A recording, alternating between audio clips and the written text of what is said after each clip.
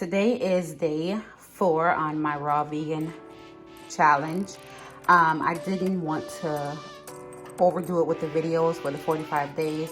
So I'm going to just do like videos every so often, give you guys an update. So yeah, so it's day 4. I've been doing very well actually. Today I really didn't eat. I had some cucumbers and a cup of coffee. But for tonight's dinner, I'm going to do a zucchini noodle with a chipotle sauce. So stay tuned. So here's my zucchini spirals. For my sauce, I use 2 plum tomatoes, 1 red bell pepper, a few sun-dried tomatoes.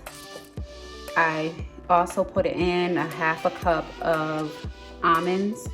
I use tarragon, a little pink Himalayan salt, and I use chipotle pepper seasonings.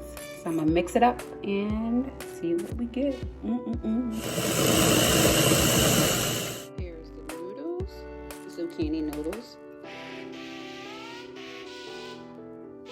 So here is my raw chipotle zucchini noodle pasta. If you haven't already, go ahead and hit the subscribe button and stay tuned for more content.